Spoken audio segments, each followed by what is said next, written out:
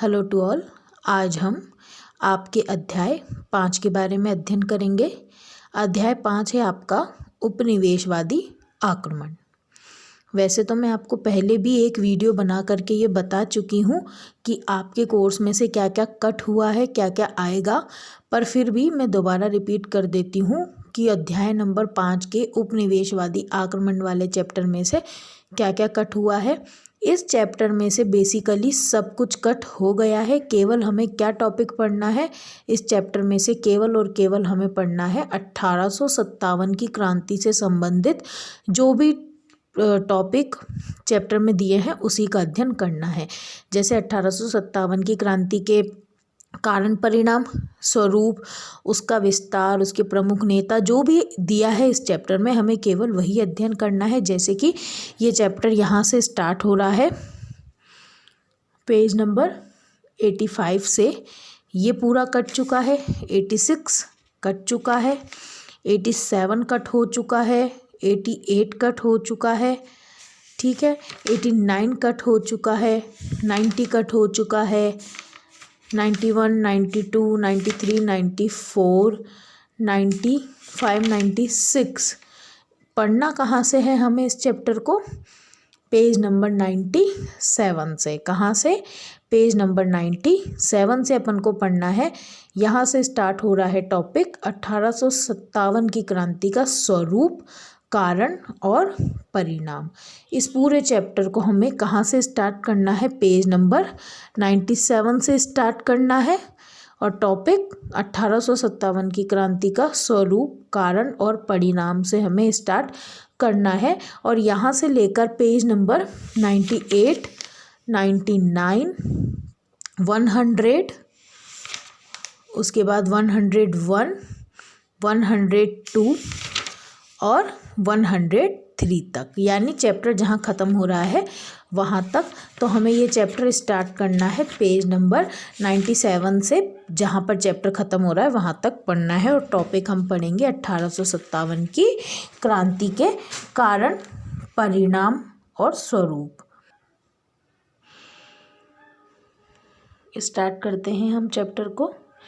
1857 की क्रांति का स्वरूप, कारण और परिणाम। ईस्ट इंडिया कंपनी भारत में आते ही आर्थिक शोषण, राजनीतिक हस्तक्षेप का कारण शुरू कर दिया था। उनकी हर नीति का उद्देश्य धन की प्राप्ति और साम्राज्य का विस्तार करना था। उनके इस कलुषित उद्देश्य से भारतीयों में भय और असंतोष बढ़ता गया। यानी यहाँ पर बताया जा रहा है कि ईस्ट इंडिया कंपनी ये वो कंपनी है जो कि ब्रिटेन से भारत में आई थी और किस उद्देश्य से आई थी? केवल और केवल धन इकट्ठा करने के लिए, भारत से धन कमाने के लिए, भारत के धन संपदा को लूटने के लिए और भारत के मार्केट पर, भारत के बाजार पर कब्जा करने के लिए ब्रिटेन की ये कंपनी थी। इस कंपनी का मुख्य उद्देश्य भारत का आर्थिक शोषण करना था, यानी कि ज़्यादा से ज़्यादा भारत की धन संपदा को अपने साथ अपने देश ले जाना था। और आर्थिक शोषण करने के लिए ईस्ट इंडिया कंपनी ने क्या कार्य करना प्रारंभ किया? राजनीतिक हस्तक्षेप करना प्रारंभ किया। राजनीतिक हस्तक्षेप से मतलब है कि जितने भी जो राजा थे उनके बीच में, उनके कार्यों, उनके युद्धों और उनके संबंधों के बीच में ये ईस्ट इंडिया कंपनी हस्तक्षेप करने लगी, इंटरफियर करने लगी, अपने हिसाब से राजाओं के गुट बनाने लगी या उन्हें उनके बीच में युद्ध करवाने लगी। और जितनी भी जो भी नीतियाँ ईस्ट इंडिया कंपनी के द्वारा बनाई जाती थी उसके पीछे उद्देश्य क्या होता था? केवल और केवल धन प्राप्त करना और अपने साम्राज्य का भारत में विस्तार करना। और उनका ये जो उद्देश्य था, कलुषित मतलब दुष्ट, यानी ये जो घृणित उद्देश्य था उससे भारतीयों में बहुत ज़्यादा डर और ईस्ट इंडिया कंपनी और अंग्रेजों के प्रति असंतोष फैल गया था। भारतीयों का असंतोष भिन्न भिन्न भागों में विद्रोह के रूप में प्रकट हो रहे थे। इनमें 1806 ईस्वी में वेल्लोर, 1824 ईस्वी में बैरकपुर, 1842 ईस्वी में फिरोजपुर में 34वीं रेजिमेंट का विद्रोह, 1849 ईस्वी 49 में 7वीं बंगाल केवलरी विद्रोह, 1855 से 56 में संथालों का विद्रोह इत्यादि। इसी प्रकार 1816 में बरेली में उपद्रव, 1831 से 33 में कोल विद्रोह, 1848 में कांगड़ा, 1855 से 56 में संथालों का विद्रोह, ये सब राजनीतिक, आर्थिक और सामाजिक कारणों से हुए थे। यानी कि ईस्ट इंडिया कंपनी ने भारतीयों का आर्थिक शोषण तो किया ही, उसके साथ राजनीति में हस्तक्षेप भी किया, भारत की सामाजिक स्थिति की उल्हना उड़ाई, यानी भारत की जो सामाजिक स्थिति थी उन सब का उन्होंने मजाक उड़ाया, भारतीयों को नीचा दिखाया और उनके साथ अपमानजनक व्यवहार किया। इन सभी कारणों से भारतवासियों के अंदर ब्रिटिश ईस्ट इंडिया कंपनी और अंग्रेजों के प्रति बहुत भारी असंतोष था। इस असंतोष के बढ़ने के कारण ही भारतीयों ने अलग अलग स्थानों पर अलग अलग समय पर विद्रोह कर दिया। किसके खिलाफ? ईस्ट इंडिया कंपनी और अंग्रेजों के खिलाफ विद्रोह कर दिया। इस प्रकार के विद्रोह कब कब और कहाँ कहाँ हुए ये आपको बताया जा चुका है, इधर आप अंडरलाइन भी कर लेंगे। 1806 में वेल्लोर, 1824 में बैरकपुर, 42 में फिरोजपुर में 24वीं रेजिमेंट, 1816 में बरेली में, 1831 से 33 में कोल विद्रोह, 1848 में कांगड़ा और 55-56 में संथालों का विद्रोह भी हुआ। और ये सारे विद्रोह होने के पीछे कारण क्या थे? राजनीतिक, आर्थिक और सामाजिक। धीरे धीरे सुलगती हुई आग 1857 में धड़क उठी और उसने अंग्रेजी साम्राज्य की जड़ों को हिला दिया। ये जो छुटपुट उपद्रव हो रहे थे या फिर अंग्रेजों की भारतीयों द्वारा खिलाफत हो रही थी अलग अलग स्थानों पर अलग अलग समय में, ये जो विद्रोह है इसने 1857 में आकर के एक भीषण रूप ले लिया और सभी लोगों ने इकट्ठा होकर के अंग्रेजों के खिलाफ आवाज़ उठा दी, उपद्रव कर दिया और क्रांति फैला दी। ये 1857 का ही विद्रोह था जिस समय अंग्रेजों को पहली बार ये एहसास हो गया था कि वे भारत में ज़्यादा समय अपनी सत्ता नहीं बनाए रख सकते हैं और अंग्रेजों को पहली बार भारतीय शक्ति का एहसास दिलाने वाला विद्रोह यही था, 1857 की क्रांति। अब हम टॉपिक पढ़ेंगे कि 1857 की क्रांति किन कारणों से उत्पन्न हुई और कैसे ये किस तरीके से प्रारंभ हुई। जब इसके अपन 1857 की क्रांति के कारणों की बात करेंगे तो इसके कारण को आप किस प्रकार से पढ़ेंगे? राजनीतिक कारण, जिन्हें हम प्रशासनिक कारण भी कह सकते हैं, ये पहला पॉइंट है इसका, राजनीतिक या प्रशासनिक कारण। फिर इस राजनीतिक या प्रशासनिक कारण के अंदर कुछ छोटे छोटे पॉइंट और बनेंगे, यानी इसके सब पॉइंट। ये पहला है राजनीतिक कारण का ही, ये दूसरा है, ये तीसरा है, ये चौथा है। इस प्रकार से 4 पॉइंट इसके अंदर बन गए राजनीतिक कारण के। मैं शुरू से ही हमेशा आपको कहती आई हूँ कि जब भी आप प्रश्नों के उत्तर करें तो हमेशा और हमेशा पॉइंट्स में करें, और यहाँ तो हमें अलग से ही पॉइंट बनते हुए दिखाई दे रहे हैं। अब आप एक चीज़ देखिएगा, बहुत इम्पॉर्टेंट प्रश्न है ये कि 1857 की क्रांति के कारण क्या थे, वर्णन कीजिए, उसके स्वरूप की व्याख्या करो, उसके परिणामों का वर्णन करो। तीनों ही प्रकार के प्रश्न निबंधात्मक में बिल्कुल आ सकते हैं और तीनों में से एक का निबंधात्मक में आना बिल्कुल फिक्स है, तय है। या तो कारण या स्वरूप या परिणाम, कारण और परिणामों का ज़्यादा है उम्मीद, तो स्वरूप भी आ सकता है, आप इसको भी ज़्यादा लीस्ट ना समझे। तो इन तीनों में से एक ना एक अवश्य रूप से निबंधात्मक में आएगा। परंतु एक चीज़ याद रखिएगा, ऐसे भी आ सकता है कि 1857 की क्रांति के राजनीतिक या प्रशासनिक कारणों का वर्णन करो। हो सकता है इस प्रकार से लघुत्तरात्मक में आ जाए, 1857 की क्रांति के राजनीतिक प्रशासनिक कारणों का वर्णन करो या आर्थिक कारणों का वर्णन करो। उस स्थिति में आप क्या करोगे? राजनीतिक कारण लिखे, इसके बारे में बताया थोड़ी प्रस्तावना, और उसके बाद जो ये 4 पॉइंट दिए गए हैं इन्हें एज इट इज़ पॉइंट्स में लिख दो। आर्थिक पूछा जाए तो आर्थिक कारण के बारे में बताया, ये इसका दूसरा पॉइंट है मेजर, और फिर आर्थिक कारण के सब पॉइंट बना लो, दूसरा पॉइंट, तीसरा पॉइंट, आर्थिक का 3 पॉइंट इसमें बने हैं। तो इस तरीके से आप इनका वर्णन कर सकते हो। और तीसरा कारण क्या है? धार्मिक कारण। धार्मिक कारण के भी अलग अलग पॉइंट बन जाएंगे, मैं आपको जब पढ़ाऊंगी तो इनके अलग अलग पॉइंट अंडरलाइन करके बता दूंगी। अगला चौथा क्या है, सैनिक कारण, इसके भी पॉइंट्स मैं बनवा दूंगी आपको। और लास्ट पांचवा क्या है, तात्कालिक कारण। इस प्रकार से यदि आपसे पूछा जाए कि 1857 की क्रांति के कारण बताइए, तो कारण 5 है मुख्य रूप से, राजनीतिक, आर्थिक, धार्मिक, सैनिक और तात्कालिक। बीच में एक रह गया है सामाजिक कारण, तो आप नंबर सही कर लीजिए। सामाजिक कारण को तीसरा कर लो, चौथा धार्मिक कारण को कर लो, पांचवा सैनिक कारण को कर लो और छठा तात्कालिक कारण को कर लो। इस प्रकार से 6 पॉइंट बन गए हैं। ये छूट गया था, मैंने वापस लिखवा दिया है। तीसरे नंबर पर सामाजिक, चौथे पर धार्मिक, पांचवे पर सैनिक और छठे पर तात्कालिक कारण आ गए हैं। इस प्रकार से आप इनका वर्णन कर सकते हो। और पर्टिकुलर यदि किसी एक का ही पूछ लें कि 1857 की क्रांति के राजनीतिक कारण बताओ, तो राजनीतिक कारण के 4 पॉइंट है, ये बता दोगे। अगर आर्थिक कारण पूछे तो आर्थिक कारण के 3 पॉइंट है, ये बता दोगे। सामाजिक, धार्मिक या आर्थिक कोई से भी सैनिक कारण पूछे तो इनके मैं आपको पॉइंट्स बनवा ही दूंगी, आप उनमें उसका वर्णन कर सकते हो। तो अपन स्टार्ट करते हैं। ये वाला टॉपिक बहुत अच्छे से समझिएगा, बहुत इंपॉर्टेंट टॉपिक है ये, 1857 की क्रांति के कारण। कुछ इतिहासकारों ने सैनिक असंतोष और चर्बी वाले कारतूसों को ही 1857 की क्रांति के संग्राम का सबसे मुख्य कारण बताया, लेकिन यह तो केवल एक चिंगारी थी जिसने उन समस्त विस्फोटक पदार्थों को जो राजनीतिक, सामाजिक, धार्मिक और आर्थिक कारणों से एकत्रित हुए थे आग लगा दी और वह दावानल का रूप धारण कर गया।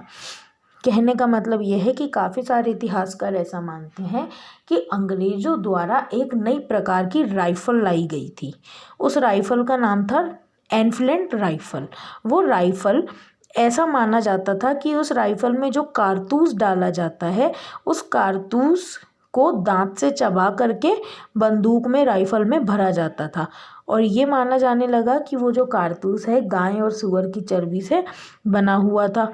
तो उस गाय और सूअर की चर्बी से बने हुए कारतूस को खाने के लिए या चबाने के लिए हिंदू मुस्लिम दोनों ही तैयार नहीं हुए। उन लोगों ने अंग्रेज़ों के खिलाफ आवाज़ उठा दी। जैसे ही ये आवाज़ उठाई गई, वहीं से 1857 की क्रांति बैरकपुर छावनी से प्रारंभ हुई और धीरे धीरे पूरे भारत में सभी सैनिकों और सभी सामान्य जनता के बीच में फैल गई।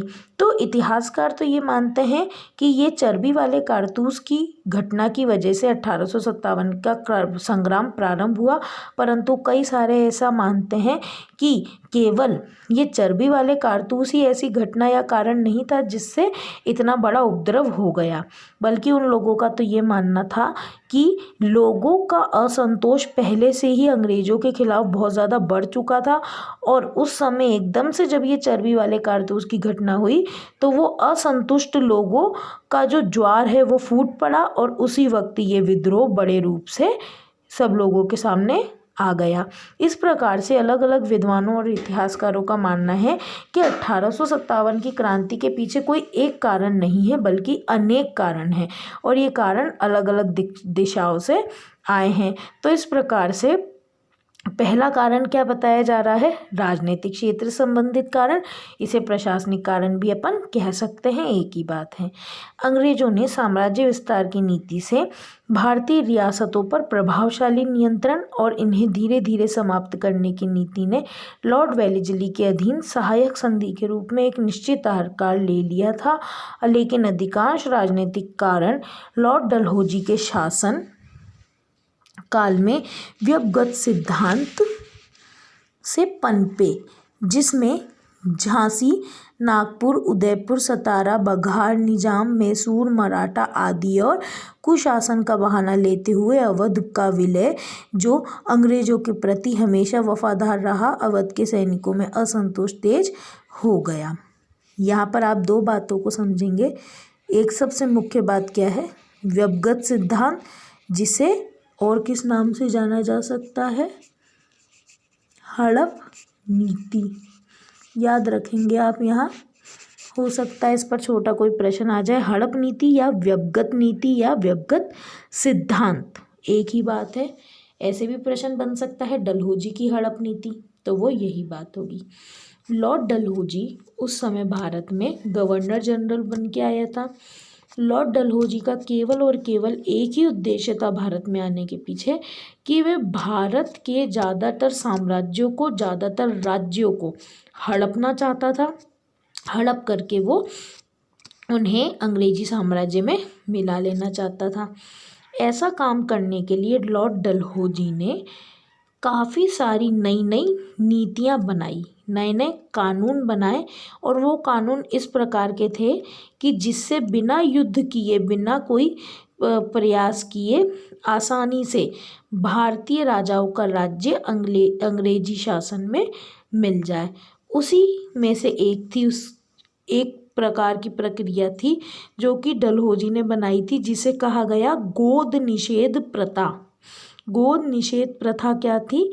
कोई भी ऐसा शासक जिसके कोई औलाद ना हो, ये डलहौजी द्वारा बनाया गया एक कानून था। ध्यान से सुन लेंगे आप, चाहे तो अभी लिख भी सकते हैं क्योंकि ये इम्पोर्टेंट क्वेश्चन है, आ सकता है। इस प्रकार से लॉर्ड डलहौजी ने जो कानून बनाया गोद निषेध प्रथा, वो ये था कि यदि कोई भी ऐसा राजा है जिसके कोई संतान नहीं है, कोई औलाद नहीं है, वो किसी भी बच्चे को गोद नहीं ले सकता है।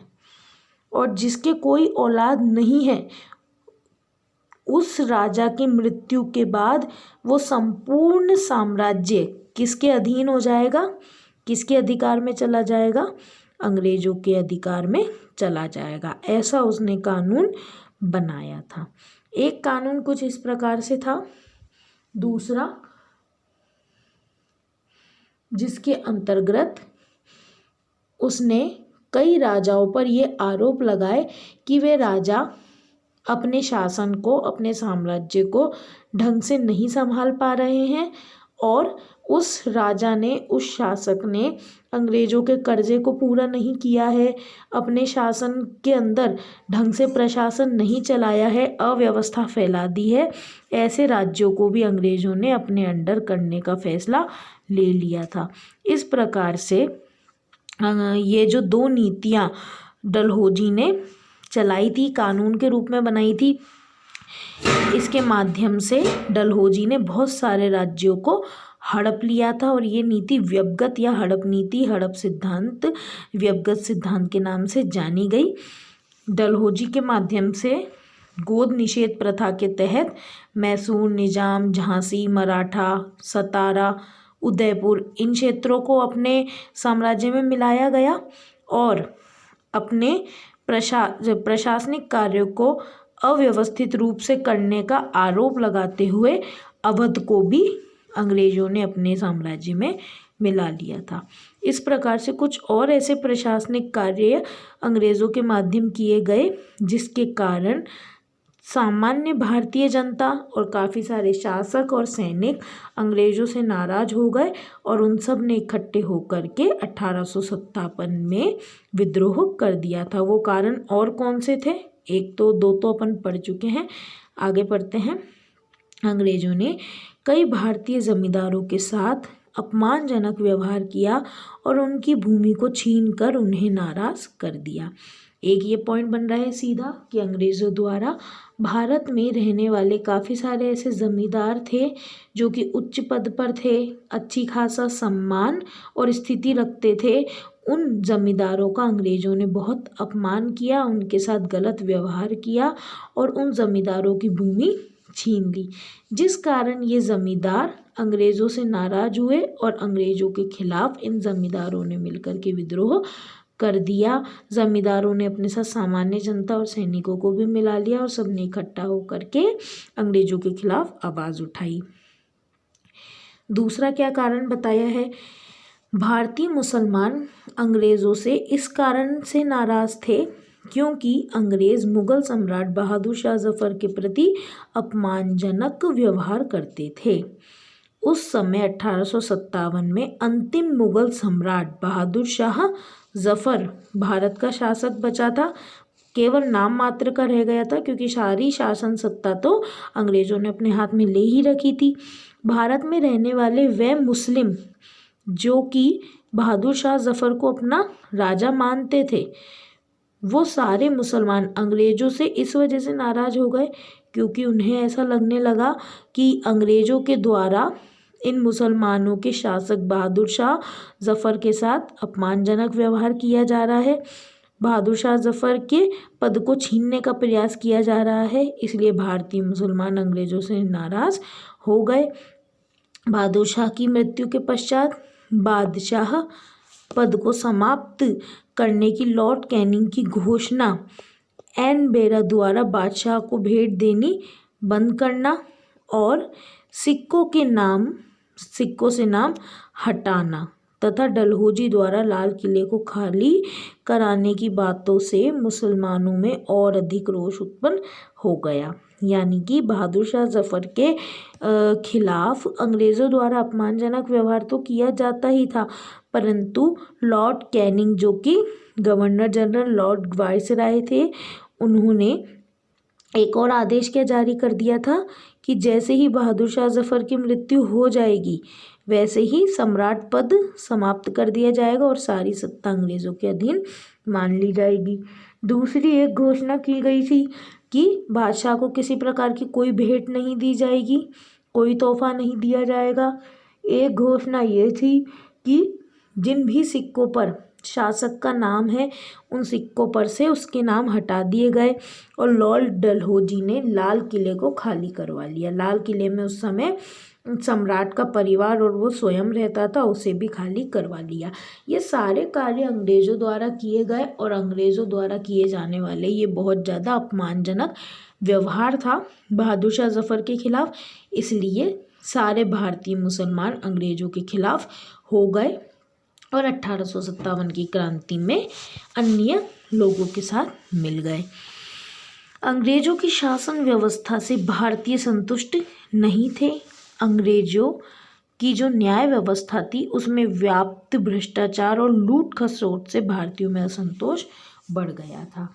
यानी कि जो भारतीय जनता थी वो अंग्रेज़ों द्वारा जो शासन चलाया जा रहा था उससे खुश नहीं थी, क्योंकि अंग्रेज़ों के द्वारा जो न्याय व्यवस्था भी अगर संभाली जाती थी, कोर्ट का शासन हो गया, अपराधों के बदले में सज़ा हो गई, तो वो सारे जो कार्य हैं इतने ज़्यादा न्यायपूर्ण ढंग से नहीं किए जाते थे, क्योंकि वे लोग अंग्रेज़ केवल अंग्रेज़ों का ही साथ देते थे।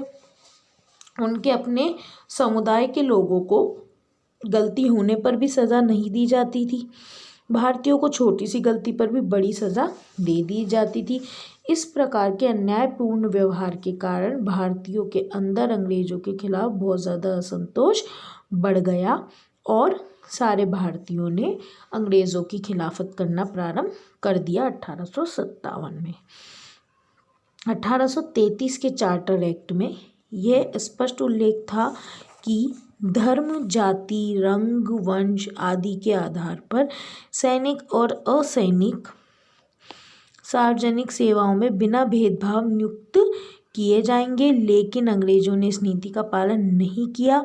उच्च पदों पर केवल उन्होंने अंग्रेज़ों को ही बिठाया। यानी कि यहाँ पर भी अंग्रेज़ों द्वारा अन्याय किया गया, भारतीयों के खिलाफ असमानता का व्यवहार किया गया। 1833 में एक चार्टर एक्ट पारित किया गया था। इस चार्टर एक्ट में ये कहा था कि किसी भी व्यक्ति के साथ में किसी भी आधार पर कोई भी भेदभाव नहीं किया जाएगा। जिस व्यक्ति में ज़्यादा योग्यता होगी वो ऊंचे सरकारी पदों पर कार्य करेगा, यानी हर एक व्यक्ति का चयन उसकी योग्यता के आधार पर किया जाएगा। परंतु अंग्रेज़ों ने ऐसा नहीं किया। अंग्रेज़ों ने क्या कार्य किया? उन लोगों ने अपने केवल अंग्रेजी शासन से संबंधित लोगों के लिए ऊंचे ऊंचे पद सुरक्षित रख लिए और हमेशा भारतीयों को निम्न पदों पर ही नियुक्त किया जाता था। इस कारणवश भारत की जो जनता थी वो अंग्रेज़ों के खिलाफ हो गई और अंग्रेज़ों के खिलाफ उन्होंने युद्ध प्रारंभ कर दिया। दूसरा पॉइंट है तुम्हारा आर्थिक कारण। भारत में अंग्रेजी शासन का मूल उद्देश्य क्या था? भारत का आर्थिक शोषण करना, भारत की धन संपदा को लूट करके अपने देश ले जाना। इनकी आर्थिक शोषण की नीतियों ने भारतीयों में असंतोष की भावना पैदा कर दी और भारत में आत्मनिर्भर ग्रामीण अर्थव्यवस्था की जो विशेषताएं थी, अंग्रेजों की शोषण नीति ने उसे नष्ट कर दिया। अंग्रेजों की भू राजस्व पद्धति भी कृषकों के शोषण का कारण बनी। भू राजस्व की अधिकता और वसूली में सेना का सहारा लेना पड़ता था।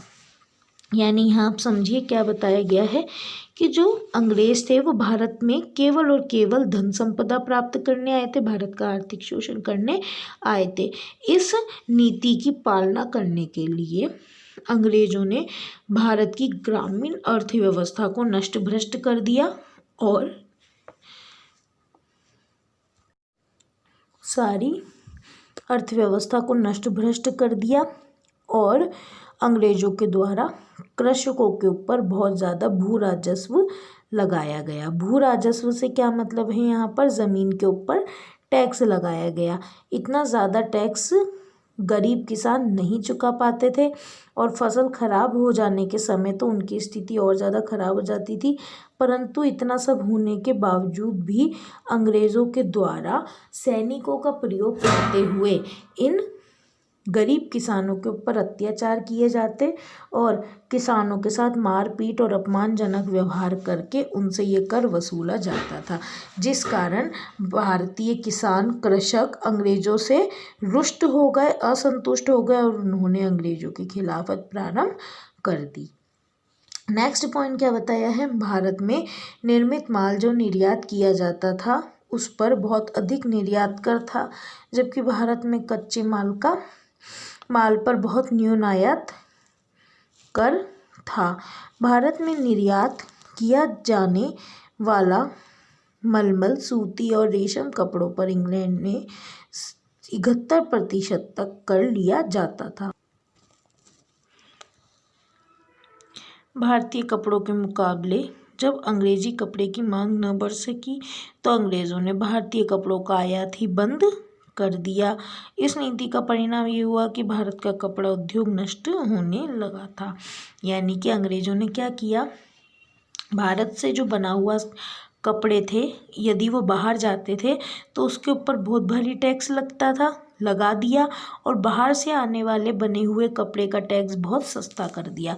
उससे क्या हुआ? इंग्लैंड से जो कपड़ा भारत में आता था वो बहुत सस्ता हो गया और भारत से इंग्लैंड को कपड़ा नहीं भेजा जाता था।